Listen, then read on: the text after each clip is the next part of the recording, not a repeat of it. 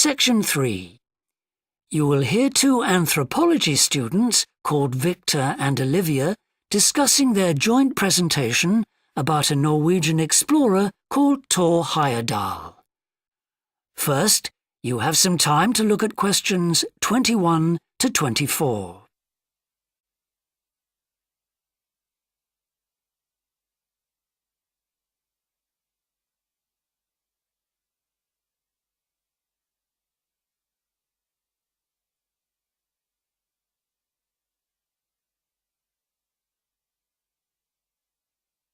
Now listen carefully and answer questions 21 to 24. Right, well, for our presentation, shall I start with the early life of Thor Heyerdahl? Sure. Why don't you begin with describing the type of boy he was, especially his passion for collecting things? That's right. He had his own little museum. And I think it's unusual for children to develop their own values and not join in their parents' hobbies. I'm thinking of how Heyerdahl wouldn't go hunting with his dad, for example. Yeah, he preferred to learn about nature by listening to his mother read to him.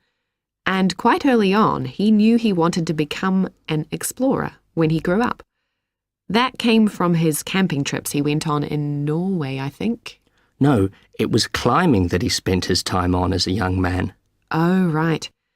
After university, he married a classmate and together they decided to experience living on a small island to find out how harsh weather conditions shaped people's lifestyles.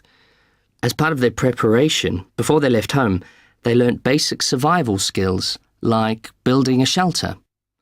I guess they needed that knowledge in order to live wild in a remote location with few inhabitants, cut off by the sea, which is what they were aiming to do. An important part of your talk should be the radical theory Heyerdahl formed from examining mysterious ancient carvings that he happened to find on the island. I think you should finish with that. Okay.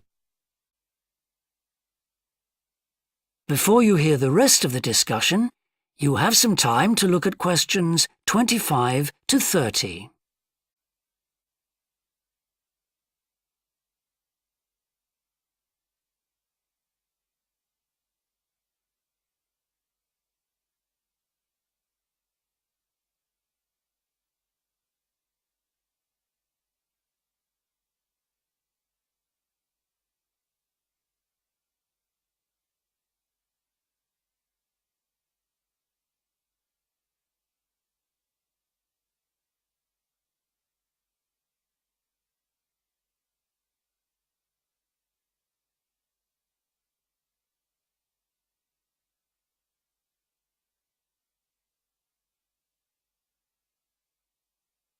Now listen and answer questions 25 to 30.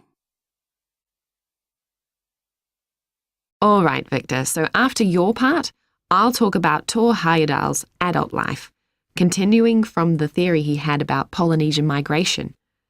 Up until that time, of course, academics had believed that humans first migrated to the islands in Polynesia from Asia in the west. Yes, they thought that travel from the east was impossible because of the huge empty stretch of ocean that lies between the islands and the nearest inhabited land. Yes, but Heyerdahl spent ages studying the cloud movements, ocean currents, and wind patterns to find if it was actually possible. And another argument was that there was no tradition of large shipbuilding in the communities lying to the east of Polynesia.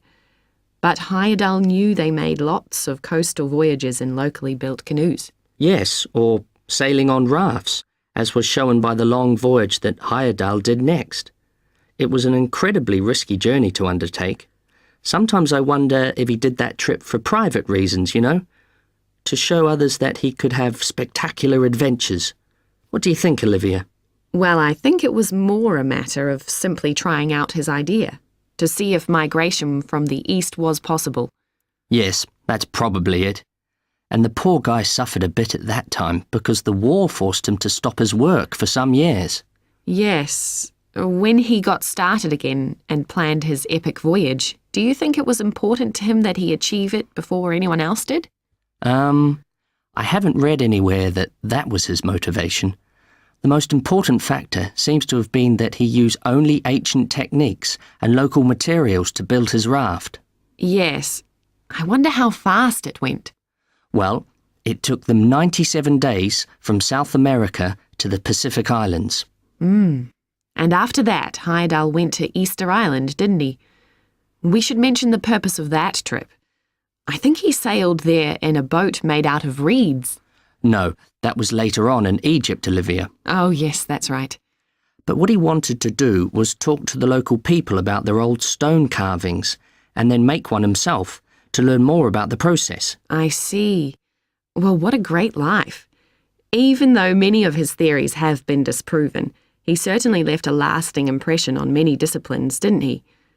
To my mind, he was the first person to establish what modern academics call practical archaeology. I mean that they try to recreate something from the past today, like he did with his raft trip. It's unfortunate that his ideas about where Polynesians originated from have been completely discredited. Yes.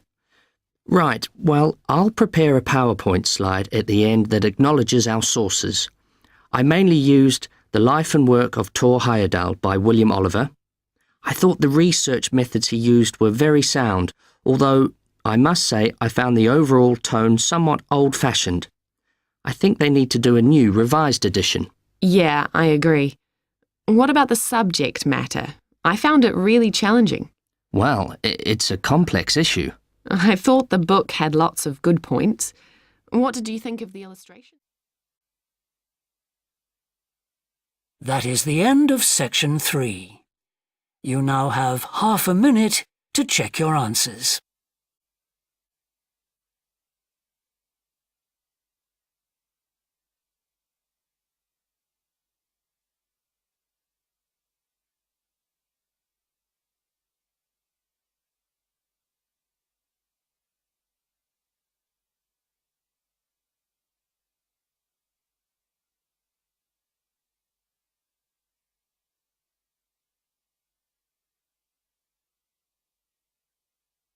Now turn to section 4.